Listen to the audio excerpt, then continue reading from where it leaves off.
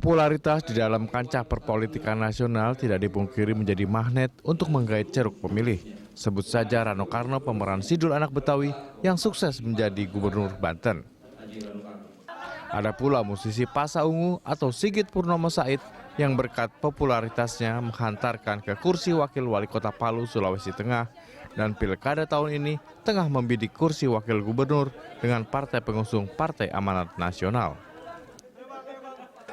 Pilkada serentak 2020 digelar 9 Desember mendatang, ada sejumlah kejutan. Di Pilkada Solo, putra sulung Presiden Jokowi, Gibran Rakabuming Raka dan Teguh Santosa bakal unjuk kebolehan menggait konstituen pasca resmi direkomendasikan DPP PDI Perjuangan untuk ikut Pilwakot Solo. Menantu Jokowi Muhammad Bobi Afif Nasution juga dikabarkan sudah mengantongi bekal untuk bertarung dalam pemilihan wali kota Medan. Partai Golkar dikabarkan bulat mendukung Bobi. Di kota Tangerang juga akan terjadi perang bintang. Putri Wakil Presiden Ma'ruf Amin, Siti Nur Azizah, bakal berlaga sebagai bakal calon wali kota Tangerang Selatan 1. Dan nama lainnya, Rahayu Saraswati Joyo Hadikusumo, keponakan Prabowo, juga ikut berlaga. Sementara di pemilihan Bupati Kediri, nama anak Pramono Anung, Hanindito Himawan Pramana, digadang-gadang. Publik menanti apakah kerabat para pesohor itu benar memiliki kapabilitas memimpin suatu daerah atau semata menjadi politikus karena terdongkrak nama besar keluarga masing-masing. Tim Liputan Berita 1. Kerabat pesohor di pentas pilkada, itulah topik dialog kita pagi ini. Pilkada serentak 2020 kali ini memunculkan kejutan dengan maraknya putra-putri maupun keponakan pejabat negeri ini yang berkontestasi. Dan untuk membahasnya, sudah hadir di studio pakar komunikasi politik UIN Jakarta, Gun-Gun Herianto. Selain itu, kita juga sudah terhubung melalui sambungan telepon dengan Siti Nur Azizah, putri Wakil Presiden Ma'ruf Amin yang menjadi bakal calon wali kota Tangsel 1. Selamat pagi, Mas Gun-Gun. Selamat pagi, Cikal. Ya, kita juga akan sapa juga. Selamat pagi, Assalamualaikum, Bu Siti. Waalaikumsalam warahmatullahi wabarakatuh. Oke, kita akan mulai perbincangan. Pemirsa, saya mungkin mau ke Mas Gun-Gun dulu. Mas Gun-Gun, ini bukan menjadi tren ya, maksudnya ini sudah lama. Maksudnya akhirnya seseorang terjun ke politik gitu kan, menjadi calon pemimpin atau kepala daerah berbekal terah atau sudah memiliki klan politik. Tetapi mungkin ada sesuatu yang spesial, agak khusus di sini. Seperti kita bisa ambil contoh Gibran Rakabuming Raka gitu kan, putra dari Presiden Jokowi, kemudian juga Ibu Siti juga putri dari Wakil Presiden Ma'ruf Amin. Anda melihat fenomena ini seperti apa, Mas Gun-Gun? Pertama, bahwa hak untuk dipilih dan memilih itu kan melekat pada individu. Jadi sebenarnya itu hak sipil politik yang semua orang bisa menggunakannya. Yang kedua, terkait dengan prosesnya. Nah, ini yang kemudian tidak bisa digeneralisir. Memang ada prosesnya yang melompat, ada prosesnya yang lebih alamiah karena ada kaderisasi yang berjalan. Ada yang karena benar-benar kekuatan rujukan, namanya dalam perspektif akademik tuh reference power. Gitu ya. Nah, kalau kemudian kekuatan rujukan lebih dominan dibanding kapasitas individu dan proses berjenjang dalam konteks pertautan dia dengan dunia politik, maka itu yang sering kita sebut sebagai political jumping, gitu. Lompatan politik yang itu sebenarnya tidak bagus untuk beberapa hal. Contoh misalnya konsolidasi internal partai, pelembagaan demokrasi di tubuh partai, termasuk juga tahapan dalam kaderisasi. Begini, kaderisasi itu selalu melewati 3 tahap. Ini basic banget dalam kajian politik. Pertama adalah rekrutmen, kemudian yang kedua adalah pembinaan loyalis untuk menjadi punya partisanship yang tinggi pada partai. Kemudian yang ketiga baru distribusi dan alokasi orang ke sejumlah jabatan publik. Nah, jangan kemudian proses itu melompat ke yang ketiga, sementara proses intensitas dia dalam konteks bertransformasi menjadi professional politician itu kemudian tidak terpenuhi dengan baik, sehingga kemudian nanti kapasitas tidak terpenuhi, kemudian profesionalitas tercederai karena konflik of interest, konflik kepentingan, kemudian juga ada minimnya pengalaman dalam konteks urusan-urusan pengelolaan urusan-urusan publik. Tetapi lagi-lagi ini tidak bisa digeneralisir nih. Sebenarnya begini, saya ingin meletakkan dua terminologi yang seringkali publik belum paham. Berbeda antara dinasti politik itu dengan politik dinasti. Oke. Dinasti politik itu alamiah. Misalnya Anda tidak bisa memilih lahir dari siapa. Sama seperti misalnya anak tumbuh dari sebuah keluarga yang banyaknya politisi. Maka dia akan menjadi semacam punya instrumental conditioning, pengondisian instrumental untuk menjadi politisi. Kenapa? Karena dia akan melihat ayahnya, melihat ibunya, dan itu tumbuh kembang secara psikologis membentuk dia juga tertarik pada dunia politik. Nah, itu dinasti politik sebenarnya kita bisa lihat di misalnya Hillary Clinton, Benazir Bhutto, ya kan? Ini atau fenomena yang umum di dunia.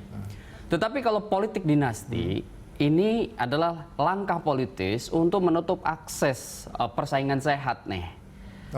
Dengan memanfaatkan seluruh sumber daya politik dari hulu ke hilir, misalnya bapaknya menjabat. Kemudian ada penggunaan optimalisasi sumber daya politik yang begitu masif dan eksesif, untuk kemudian mensukseskan anak yang atau mantu atau kerabat yang kemudian mau mencalonkan diri dan berkontestasi di sebuah pilkada atau di sebuah kontestasi lainnya seperti di pilpres dan lain-lain, begitu ya. Nah, Anda mau mengatakan bahwa yang saat ini terjadi lebih ke politik dinasti? Nah, kalau kemudian kita bisa melihat proses yang dipaksakan, misalnya si A sebenarnya dia belum punya kapasitas, kemudian dipaksakan untuk mencalonkan diri. Kemudian dia pergunakan seluruh fasilitas, instrumen kekuasaan, sumber daya politik, misalnya aparat, ya sebut aja misalnya ASN, polisi, tentara, misalnya, atau misalnya perangkat-perangkat penyelenggara pemilu, pengawas pemilu, yang kebetulan misalnya punya jejaringnya, termasuk juga infrastruktur politik seperti misalnya media, kemudian misalnya kita sebut aja pressure group, kelompok penekan seperti NGO misalnya, atau tokoh-tokoh yang ada di masyarakat. Nah, jika itu kita bisa sebut bahwa penguasaan hulu ke hilir dengan masif dan eksesif untuk memenangkan dengan cara memaksa seseorang untuk kemudian tampil menjadi kepala daerah, itulah yang kita sering sebut sebagai politik dinasti. Dan itu menunjukkan wajah oligarki gitu. Nah, wajah oligarkinya itu yang harus dikritik sebenarnya, begitu. Saya akan breakdown lagi mengenai apa itu dinasti politik dan politik dinasti, tapi saya mau ke Ibu Siti dulu.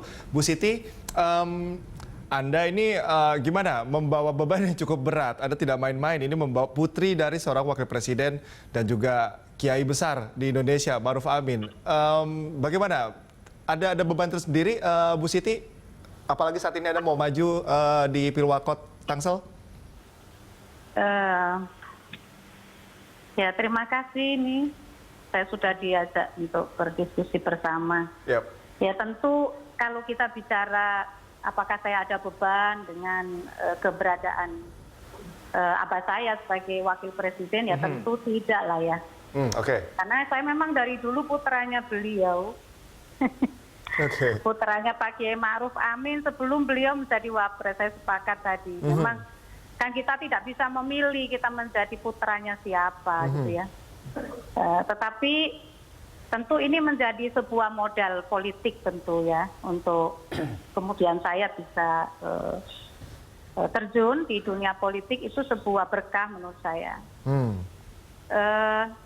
Tapi tentunya proses kontestasi pilkada ini kan tentu melalui proses demokrasi ya.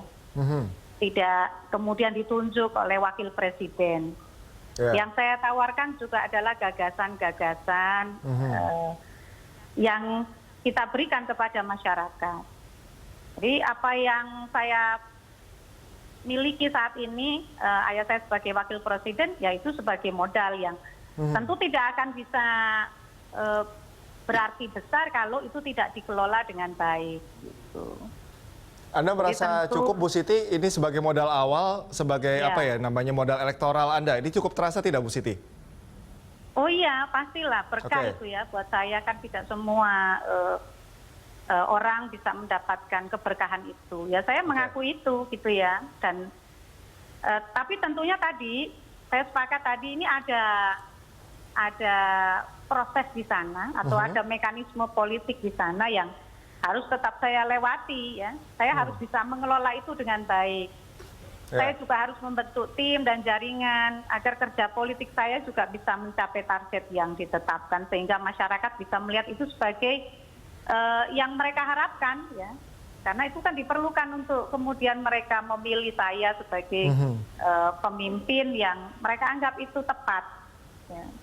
Jadi saya juga harus turun ke masyarakat. Ya. Oke. Bu Siti, saya mau tahu juga Bu Siti, ini bagaimana proses awalnya akhirnya Anda mau maju dalam kontestasi Pilwakot Tangsel ini? Sederhananya Anda melamar, mengajukan diri atau dilamar Bu Siti? Bagaimana? Keikutsertaan Anda saat ini sebagai calon wali kota Tangsel, ini Anda mengajukan diri, Anda cukup percaya diri bahwa saya mau maju di Pilwakot atau memang ada tawaran dari partai Anda untuk maju sebagai calon wali kota?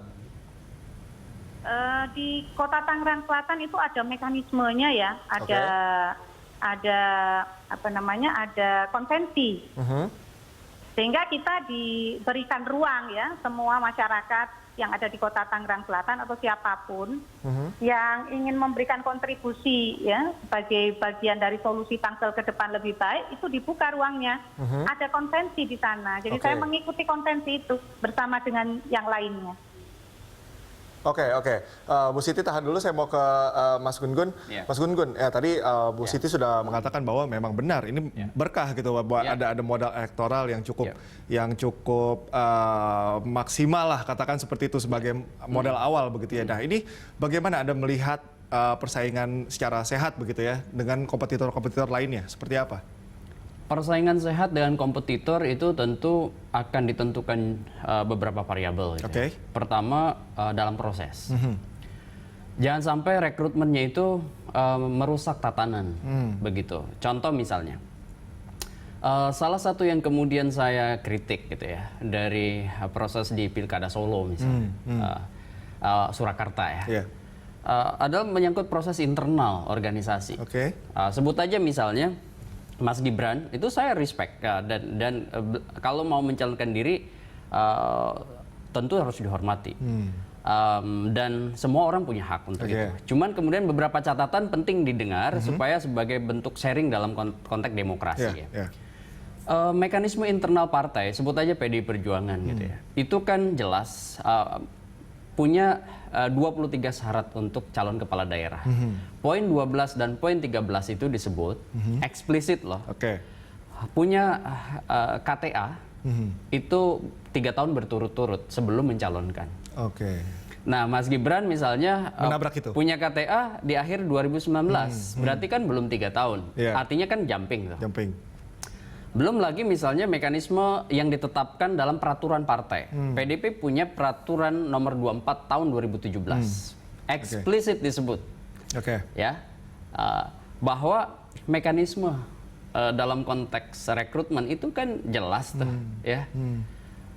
Saya berpikir kalau kemudian ada mekanisme yang sudah disepakati, contoh misalnya dalam rekrutmen calon kepala daerah di tingkat DPC, itu ada di peraturan.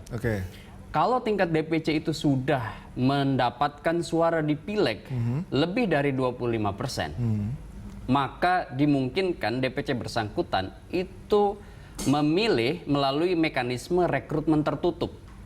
Dan Solo memenangi 67% kursi DPRD Solo. Ya. Banyak sekali. 30 dari 45 kursi di DPRD Surakarta itu diperoleh oleh PDI Perjuangan. Yang lain-lain tidak lebih dari 5. PKS 5, kemudian yang lain-lain Gerindra, PAN, Golkar 3, PSI 1. Nah, artinya apa? DPC Surakarta itu memperoleh lebih dari 25%. Dan waktu itu saya ingat betul di penghujung 2019 keluarlah nama Pak Purnomo dan Teguh Prakosa, bagian dari rekrutmen tertutup. Tetapi kemudian lagi-lagi dalam proses kandidasi kan memang politis. Nah, langkah politis untuk kemudian akhirnya membatalkan Purnomo dan Teguh Prakosa dan mengganti menjadi Gibran Teguh Prakosa sebagai bentuk bagian dari tindakan internal partai. Di satu sisi itu hak partai. gitu ya. Silahkan aja, kita sebagai outsider. Jadi artinya begini Mas Gun-Gun, khusus di Surakarta ini, mau siapapun yang maju, ibaratnya PDIP yang menang gitu. Nah, kenapa harus ini diganti tiba-tiba intervensi dari partai kah atau ada apa? Tapi jangan dijawab dulu, saya jeda, kita akan bahas lagi pemirsa, tetaplah bersama kami di Good Morning Jakarta.